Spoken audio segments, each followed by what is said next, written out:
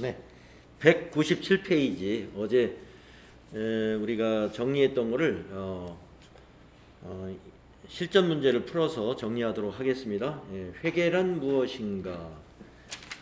거기에 문제가 200페이지까지 문제가 한 20문제 정도 있는데 한번 풀어보도록 할게요.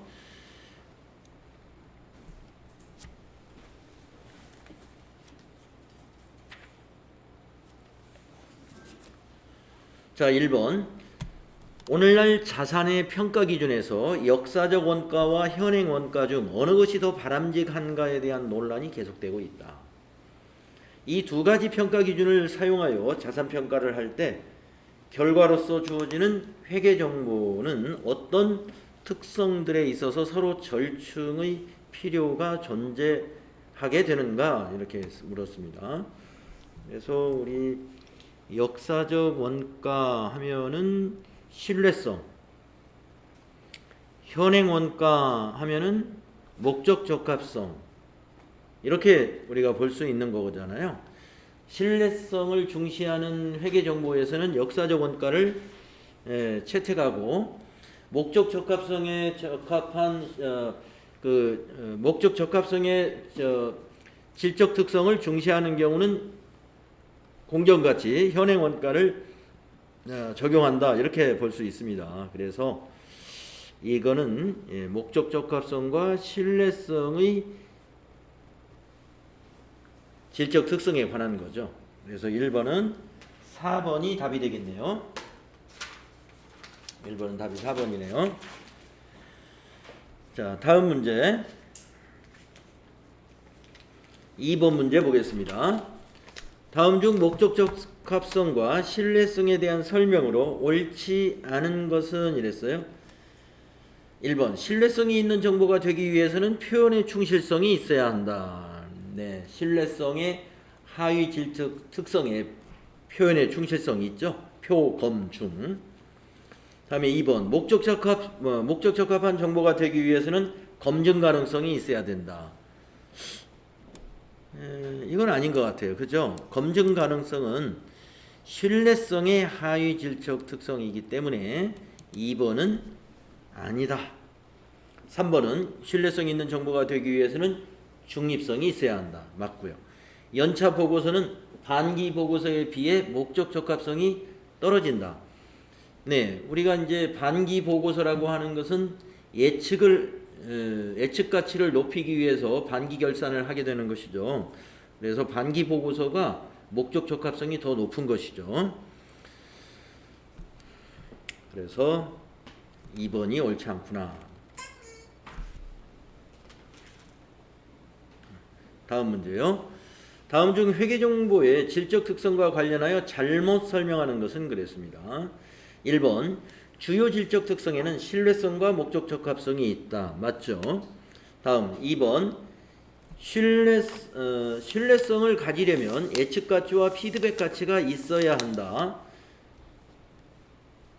예측 가치, 피드백 가치는 신뢰성과 관련이 있는 것이 아니라 목적 적합성과 관련이 있는 거네요. 그렇죠? 그래서 2번이 잘못된 것입니다.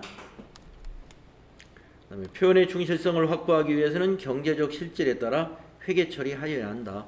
맞고요. 질적 특성은 서로 절충이 필요한 속성을 지니고 있다. 그렇습니다. 목적 적합성과 신뢰성은 서로 상충 관계에 있기 때문에 절충이 필요하다 그랬죠. 다음에 4번 문제 보겠습니다. 다음 중 목적 적합성과 신뢰성의 절충이 필요한 관계를 잘못 설명하고 있는 것은, 유형자산을 역사적 원가로 평가하면 검증 가능성이 높아 신뢰성이 제고되나 목적 적합성은 저하된다. 그렇죠. 2번. 시장성 없는 유가증권에 대해 역사적 원가를 적용하면 검증 가능성은 높으나 유가증권의 실제 가치를 나타내지 못하여 표현의 충실성과 목적 적합성은 저하된다. 맞죠? 다음 3번. 장기 건설 공사에 대한 수익 인식 방법으로 진행 기준을 적용하면 신뢰성은 제고되나 목적 적합성은 저하된다. 그렇지 않겠네요. 자, 우리가 신뢰성을 중시하는 경우는 이 뭡니까? 진행 기준에 따라 평가하지 않고 완성 기준에 따라서 평가하죠. 완성 기준에 따라서 인식한단 말이에요. 예. 그래, 목적 적합성을 중시하는 경우는 진행 기준에 따라서 수익을 인식하는 것이 목적에 잘 부합이 되는 거죠. 그래서 거꾸로 말했습니다. 그래서 진행 기준을 적용하면 목적 적합성은 제고되나 신뢰성은 저하된다. 이렇게 설명할 수 있겠네요. 그래서 3번 잘못된 것입니다. 다음에 이제 5번 문제로 가볼까요? 재무회계의 기본 과정에 대한 설명 중 바르지 않은 것은, 자, 재무회계의 기본 과정에 기업 실체의 과정이 있었고 계속 기업의 과정, 기간별 보고의 과정, 이렇게 세 가지가 있었습니다. 그죠? 자, 1번 기업 실체의 과정은 기업을 구성하는 소유주, 종업원, 기타 이해관계자와는 별개로 기업을 독립된 하나의 회계 보고 단위로서의 실체라는 것이다. 네, 1번 맞았네요. 다음 2번 계속기업의 과정은 시가를 근거로 한 적시성 있는 회계 정보를 산출할 수 있게 해주는 중요한 과정이다. 네, 우리가 이 계속기업의 과정이라는 게 이런 내용은 아니죠. 시가를 근거로 한 적시성 있는 회계 정보를 산출하게 하는 중요한 과정, 이거하고는 좀 다른 것이죠. 계속기업의 과정은 우리가 감가상각비의 계산이라든가 이런 것들을 가능하게 하는 것이죠. 설명이 좀 잘못됐습니다.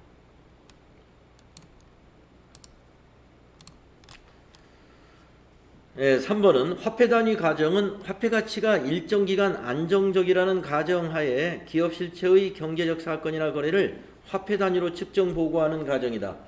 우리가 화폐 단위 가정이라는 것이 우리 기본 전제에서 없었습니다만은 그런 것입니다. 우리가 회계 정보를 화폐 단위로 표시하는 이유는 화폐 단위가 가장 일정 기간 안정적인 단위이기 때문에 화폐 단위로 보고하고 있는 것이죠.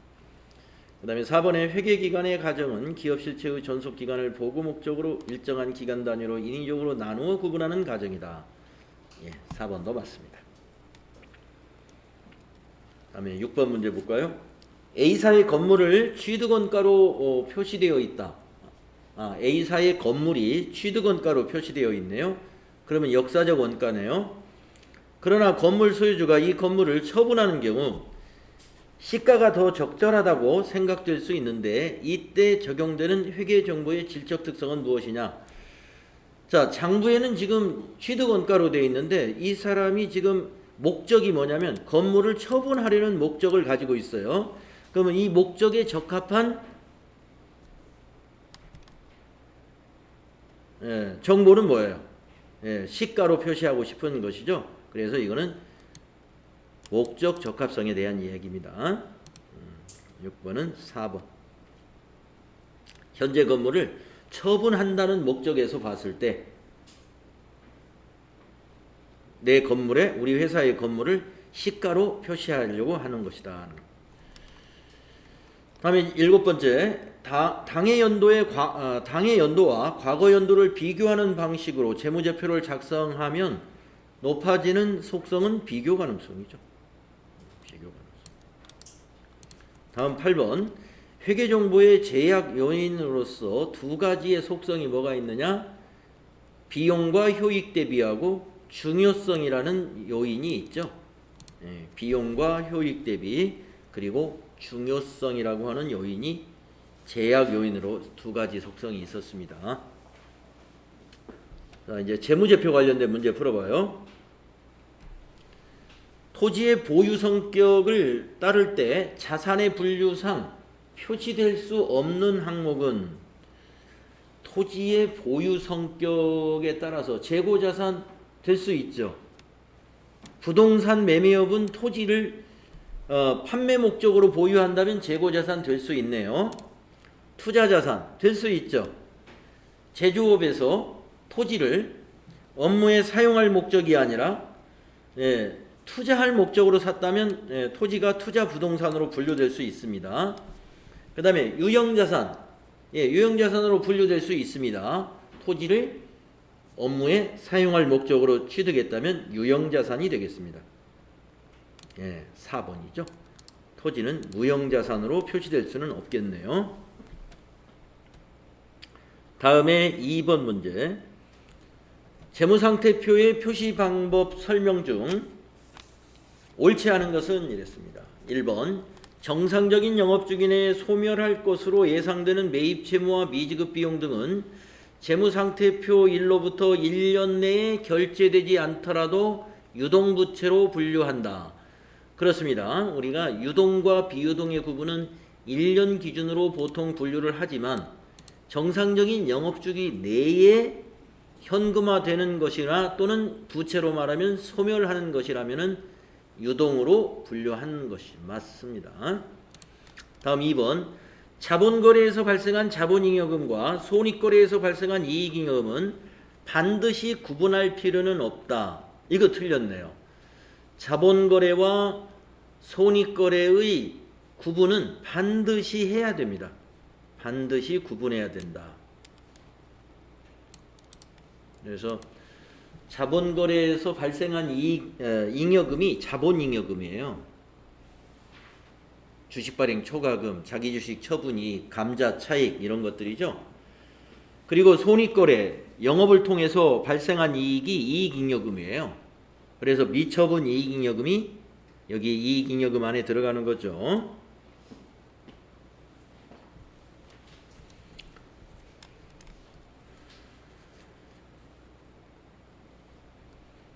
그래서 옳지 않은 것은 2번이 되겠습니다. 다음 3번 문제 볼게요. 다음 재무제표의 표시 방법에 대한 설명 중 옳지 않은 것은 있는데 1번 현금 흐름표를 제외하고는 발생기준 회계를 사용하여 재무제표를 작성한다. 1번 맞았나요? 맞죠? 우리가 현금 흐름표는 현금주의죠. 현금 흐름표는 현금의 유입과 유출만을 표시하니까. 그러나 나머지 재무제표는 다 발생기준입니다. 다음 2번 성격이 유사한 항목은 중요성 분류에 따라 재무제표에 구분하여 표시한다. 그렇습니다. 성격이 유사한 항목은 중요하면은 그냥 구분해서 표시하고 중요하지 않은 건 통합해서 표시할 수 있다. 이런 얘기가 되겠네요. 그런 설명 같죠? 다음에 3번 현금 흐름표는 영업활동 현금 흐름, 투자활동 현금 흐름, 재무활동 현금 흐름에 대한 정보를 제공한다. 그렇습니다. 그래서 현금 흐름표에 대해서는 이 정도 알고 계시라고 제가 어제 말씀드린 게 있어요. 현금 흐름은 영업활동에 대한 현금 흐름, 영업활동 하면은 뭐예요? 구매활동, 판매활동 이런 것 등이 영업활동이라고 그랬죠? 투자활동 하면은 뭐예요? 유형자산 취득에 관한 거, 또 투자부동산에 관련된 거 이런 거 투자활동 현금 흐름이고, 재무활동 하면은 차입금, 이자 지급 이런 것들이 재무활동에 관한 현금 흐름이라고 그랬습니다. 이렇게 구분해서 표시한다.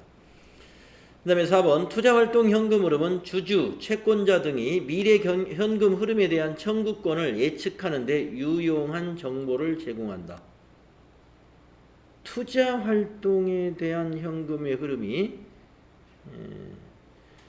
우리가 그 주주나 채권자 등의 미래 현금 흐름에 대한 청구권을 예측하는 데 유용한 현금 흐름은 재무활동입니다. 재무활동. 그래서 투자활동에 대한 현금 흐름이 아니라 이 부분은 미래 현금 흐름에 대한 청구권을 예측하는 데 유용한 정보가 된다 하는 것은 재무활동 현금 흐름을 설명한 거예요. 그래서 3번은 4번이 틀렸네요. 다음 4번 문제. 재무제표 표시 방법에 따라 비유동 자산으로 분류되어야 하는 것으로 옳은 것은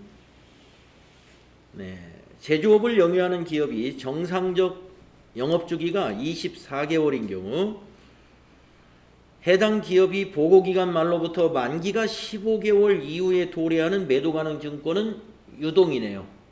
유동 24개월 영업주기가 24개월이니까 1번은 유동이 되겠습니다. 그래서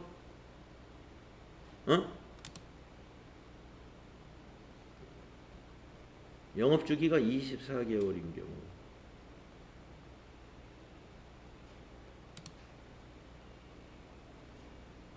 만기가 15. 네, 요거는 1번이 아니네요. 제가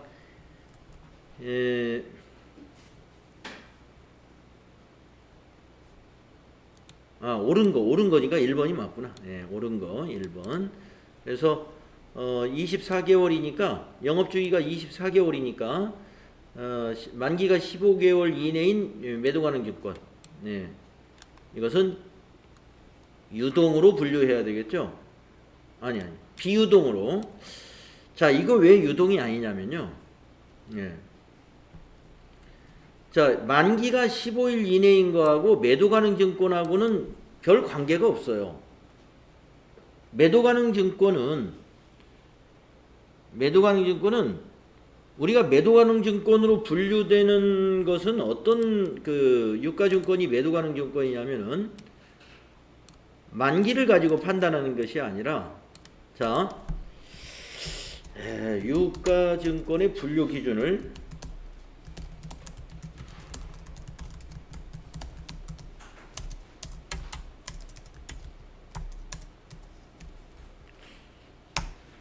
분류 기준을 한번 따져보면요. 우선 유가증권은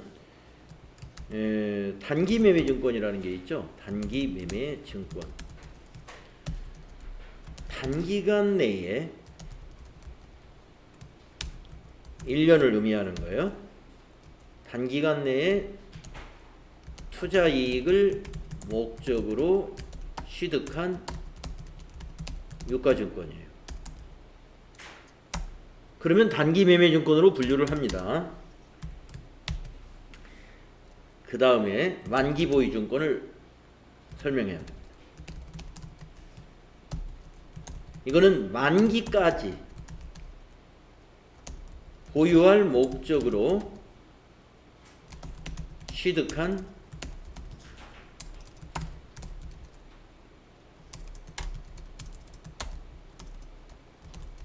유가증권인데 채권만 해당이 됩니다.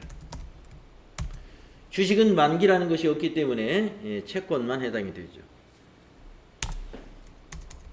그리고 세 번째 개정 과목이 그 매도 가능 증권이 있는데, 이 매도 가능 증권은 위의 단기 매매 위에 1과 2가 아닌 나머지 유가증권이에요.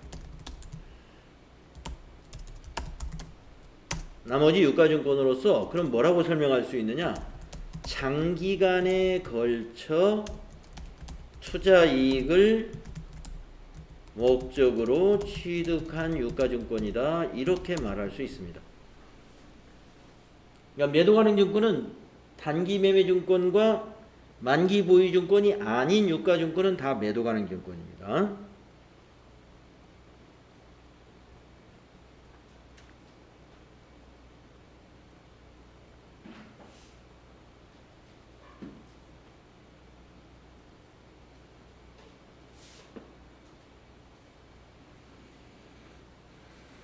예. 그리고 매도 가능 증권은 이 매도 가능 증권은 만기가 15개월 이후에 도래하는 매도 가능 증권이다라고 하는 것은 여기서 비유동 매도 가능 증권은 비유동 자산으로 분류가 되는 거예요. 비유동 자산으로. 자, 2, 3, 4번이 그러면은 틀렸는지 보겠습니다. 비유동자산으로 분류되어야 하는 것으로 옳은 것은 이건 비유동자산이에요. 1번은. 그러면 2, 3, 4는 유동자산인지 볼까요? 재고자산을 구입하기 위해 지급한 선급금. 네, 선급금 유동자산이에요. 매매 목적으로 보유하고 있는 단기 매매증권. 예, 유동자산입니다. 보고기간 말부터 3개월 동안 사용이 제한된 현금 및 현금성 자산. 사용이 제한되어 있는 현금 및 현금성 자산은 투자자산이 있죠.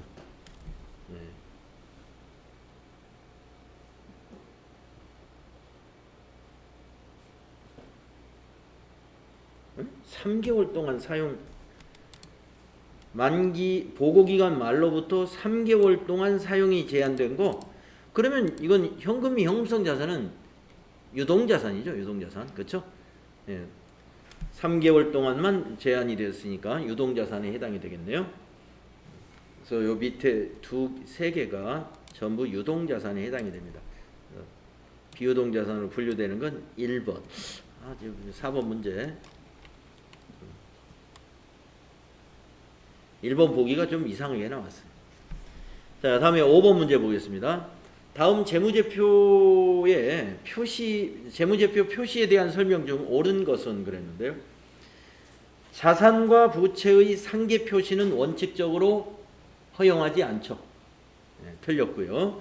2번 재고자산의 원가 결정 방법은 선입선출법을 사용하였다라는 설명 문장은 주석사항의 한 예이다. 그렇습니다. 네, 주석에 이런 걸 표시합니다. 다음 5번. 그러니까 옳은 것은 그럼 2번이네요. 네. 옳은 것을 찾으라 그랬으니까. 그럼 3번은 뭐가 틀렸나요? 가지급금 또는 가수금 등의 미결산 항목은 그 내용을 나타내는 적절한 과목이 없을 경우에는 그대로 사용할 수 있다. 그대로 사용할 수 없죠. 가지급금이나 가수금은 결산 시점에 반드시 적절한 계정 과목으로 대체를 시켜야 됩니다. 그죠? 다음에 4번. 손익계산서의 기본 구조에서 매출 총이익, 영업이익, 경상이익, 단기순이익 순으로 이익이 기재된다. 자, 매출 총이익 맨 먼저 나오죠? 그 다음 영업이익. 그 다음에 나오는 게 경상이익이 아니라 법인세 차감전 이익이 나오죠? 법인세 차감전 순이익. 그래서 4번도 틀렸습니다. 2번만 맞는 설명이었어요. 다음에 6번 문제 보도록 하겠습니다. 다음 중 설명이 옳은 것은 당기순이익의 증가는 현금의 증가와 동일하다. 그렇지 않습니다. 우리 당기순이익에는 현금이 들어온 것만 수익으로 보는 게 아니기 때문에 현금의 증가하고 동일할 수가 없죠. 다음 2번. 회계기준에 의한 당기순손익과 포괄손익은 항상 동일하다.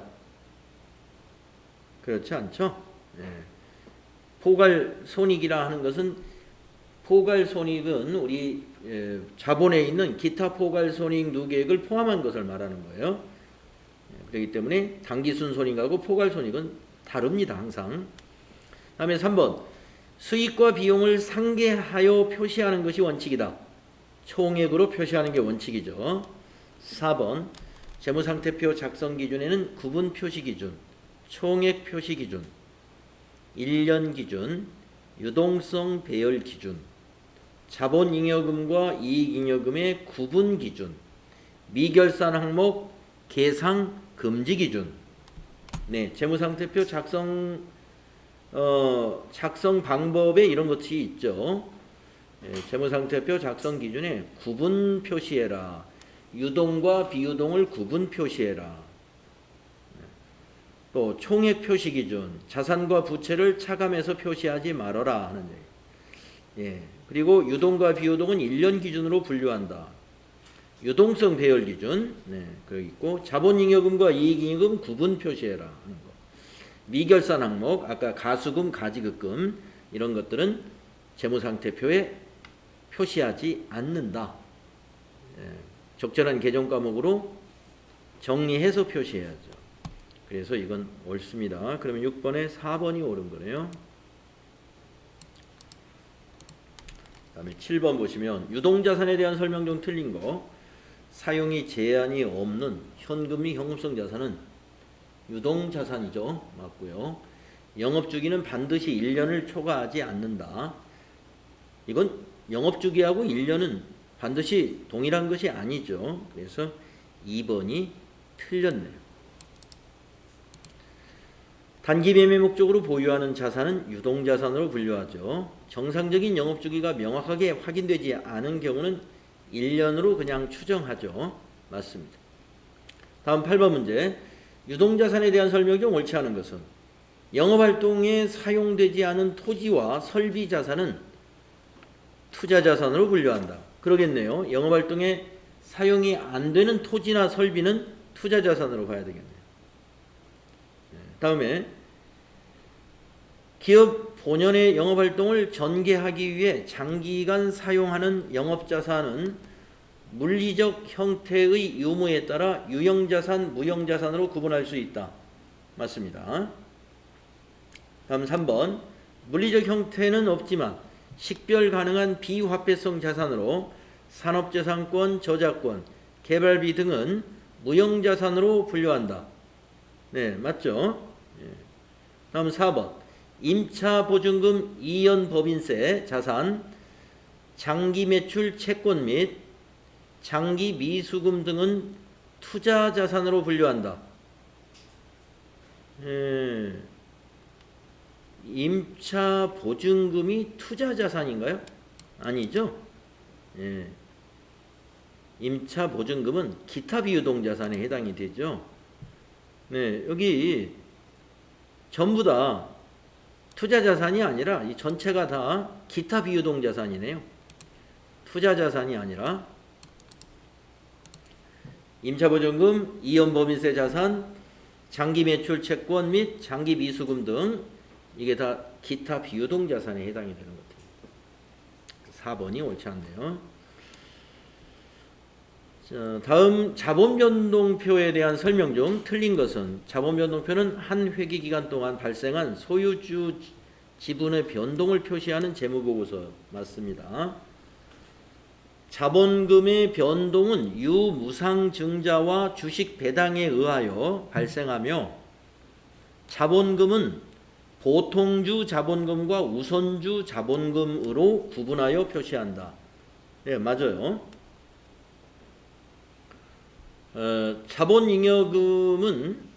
자본잉여금의 변동은 유무상증자, 결손처리 등에 의하여 발생하며 주식 발행 초과금과 기타 자본잉여금으로 구분하여 표시한다. 예, 맞습니다. 주식 발행 초과금, 자본잉여금에 해당되고요. 예, 이 자본잉여금의 변동은 유상증자, 무상증자로 인해서 발생할 수 있죠. 유상증자 할 때 자본잉여금으로 들어가는 개념과목이 뭐가 있어요? 주식 발행 초과금이 있죠. 무상증자 할 때도 무상증자 할 때는 자본잉여금을 자본금으로 전입할 수가 있어요. 자본잉여금을. 그래서 발생할 수 있습니다. 또는 감자할 때는 감자 차익이 발생할 수 있죠. 감자 차익은 자본잉여금에 해당이 되죠. 또 결손금을 처리하는데 자본잉여금을 전입해서 처리할 수도 있습니다. 그래서 3번 맞는 거고요. 4번 자본조정은 주식 할인 발행 차금, 자기주식, 감자 차익이 아니네요. 자기주식 처분이익도 아니네요.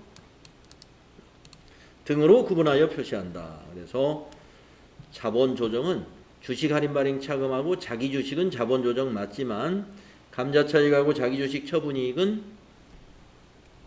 자본잉여금으로 분류되는 거죠. 요거.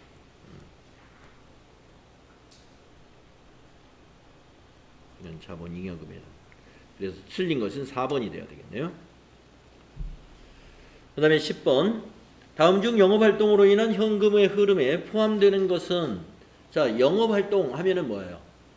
판매하는 활동이죠. 구매하는 활동 이런 거. 2번이죠. 제품의 판매. 대여금의 회수는 뭘까요? 재무활동이에요. 재무활동. 차입금의 상환. 이거 재무활동. 주식을 발행하는 것도 재무활동. 다 재무활동이네요. 그리고 2번은 영업활동에 해당되는 겁니다. 네, 이렇게 해서 우리가 문제를 풀어서 앞부분의 내용을 좀 정리해 봤고요. 다시 우리 교재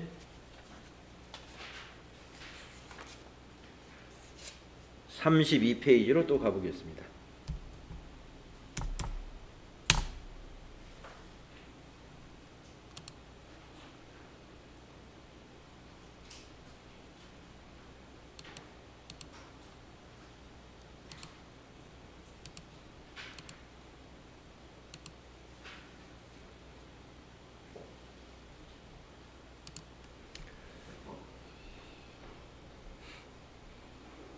네, 한번 개정 과목들을 정리하는 부분인데 우리 FAT 1급처럼 개정 과목 하나하나에 대한 회계 처리나 설명은 없습니다만은 또 추가된 내용들을 중심으로 해서 쭉 살펴보도록 할게요. 자, 당좌 자산이라는 것은 유동자산 중에서 판매 과정을 거치지 않고 1년 내에 현금화가 가능한 자산을 당좌 자산이라고 그러죠. 그래서 개정 과목이 현금이 현금성 자산이 통합 개정 과목이 있는데 현금이 현금성 자산에는 현금 외에도 현금으로 분계되는 것이 이와 같이 송금수표, 가계수표, 타인발행수표, 자기합수표, 우편한 증서, 회사채 이자표라든가 국채공채 이자표, 배당금 통지표 이런 것들이 다 현금으로 회계 처리한다 이거죠. 그리고 현금성 자산에 해당되는 것은 보통예금, 당좌예금 이것도 현금성 자산에 해당이 되고요. 그리고 현금성 자산은 큰 거래 비용이 없이 현금으로 전환 이용하고 이자 변동에 따른 가치 변동의 위험이 경미한 금융상품으로 취득 당시 만기일이 3개월 이내 도래하는 유가증권 및 단기 금융상품을 우리가 현금성 자산으로 하는 거죠. 그래서 현금이 현금성 자산에 포함되는 내용은 현금, 보통예금, 당좌예금, 현금성 자산 이렇게 되겠습니다. 단기 금융상품이라는 것은 1년짜리 정기예금이나 정기적금 등이 있었죠. 그리고 단기 매매증권이 단기 금융상품이 됩니다. 네, 여기 표에 유가증권의 분류에 대한 얘기가 나오네요. 아까 문제 풀면서도 잠시 얘기를 했었는데, 자, 유가증권의 개정과목 분류는요. 첫째, 단기간 내에 매매 차익을 목적으로 한다. 그러면 단기 매매증권이에요. 그래서 단기 매매증권을 두 칸으로 나눠놨는데 주식이 될 수도 있고 채권이 될 수도 있다. 이런 얘기입니다. 주식을 우리가 지분증권이라고 하고 채권은 채무증권이라고 하죠. 다음에 두 번째, 만기 보유 적극적 의도와 능력. 이게 무슨 말이냐? 만기까지 보유할 의도가 있고 능력도 있다라는 거 보는 거죠. 네.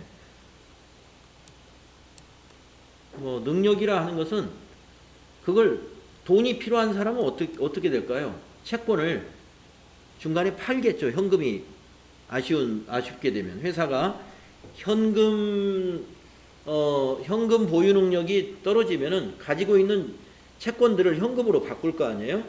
그러니까 만기 보유 증권이라는 것은 그 채권의 만기까지 보유할 의도가 있고 능력도 있는 경우에 만기 보유 증권으로 회계 처리한다 이 말입니다. 만기 보유 증권은요. 채무증권의 경우에만 해당이 돼요. 그리고 아까 말씀드린 대로 1, 2의 목적이 아닌 경우로서 언제 매각할지 결정하지 않은 거다. 그러니까 1년 내에 단기간에 매매할 것은 아니라는 거죠. 단기간에 매매할 것이라면 단기 매매 증권인데 언제 매각할지 결정하지 않았다. 그러면 결국에 장기간에 걸쳐서 투자 이익을 목적으로 한 것이다. 이렇게 봐도 되겠죠. 매도 가능 증권이다. 매도 가능 증권은 주식도 가능하고 주식도 매도 가능 증권으로 분류가 되고 채무증권, 국채나 공채, 사채도 매도 가능 증권으로 분류가 된다. 이거 우리 공부할 때 단기 매매 증권 취득할 때 수수료 기억나시죠? 단기 매매 증권 취득할 때 수수료는 단기에 비용 처리를 하세요 했죠. 근데 다른 거는 매도 가능 증권이나 만기 보유 증권 취득할 때 수수료는 비용 처리하면 안 됩니다. 그랬죠? 취득 원가에 가산해야 됩니다. 이와 같이 기준이 좀 달랐어요.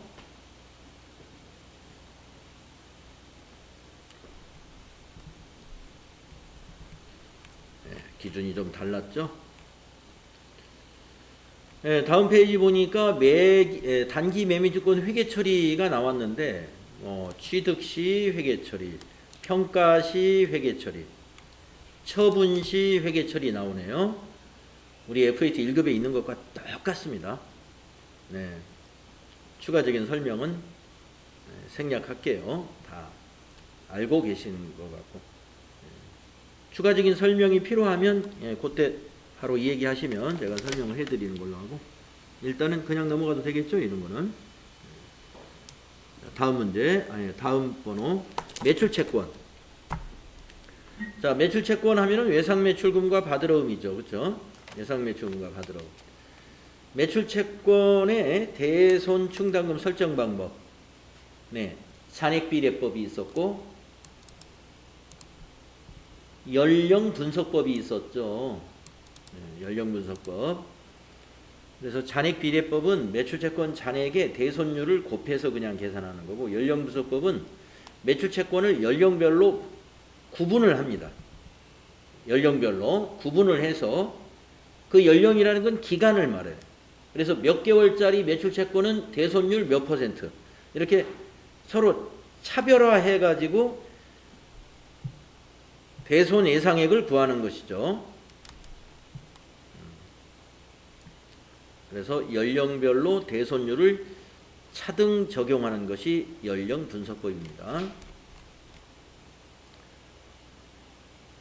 그래서 이제 기말에 우리가 대손충당금을 설정하는 회계처리 알아야 되겠죠.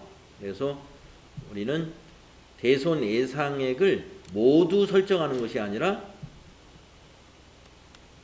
비교하죠.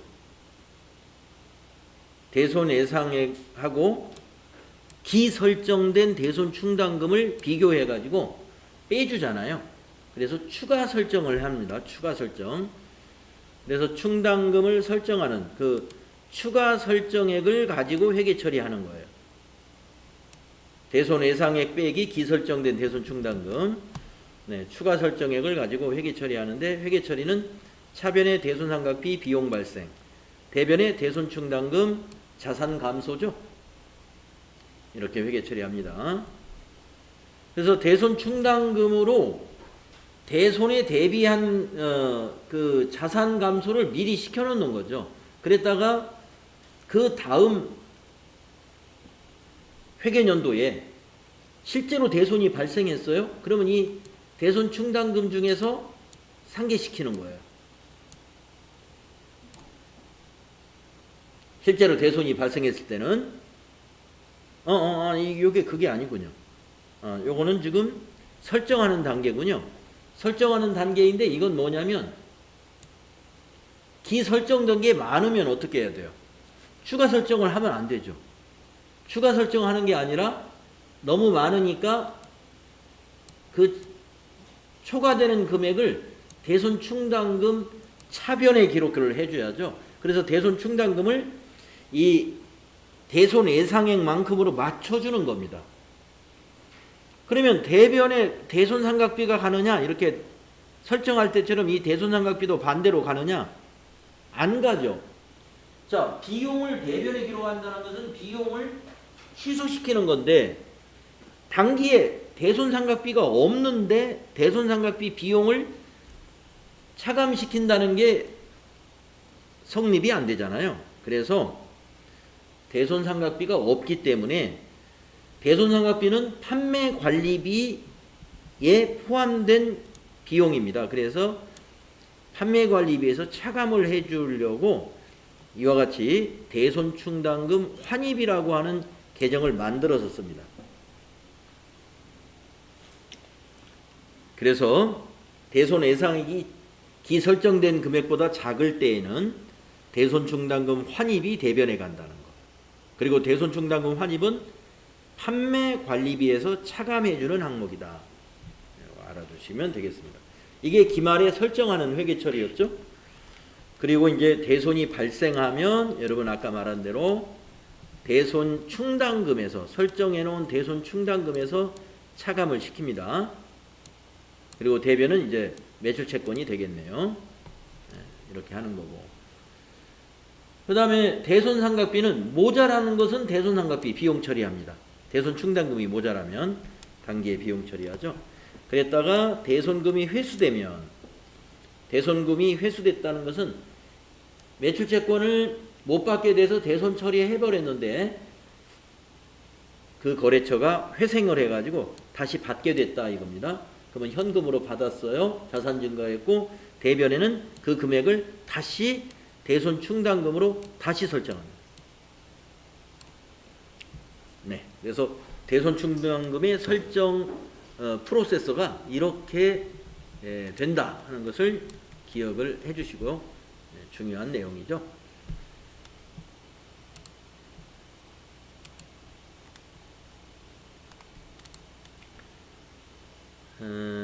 다음은 재고자산. 네, 재고자산부터는 다음 시간에 한번 정리를 해보겠습니다. 좀 쉬었다 할까요?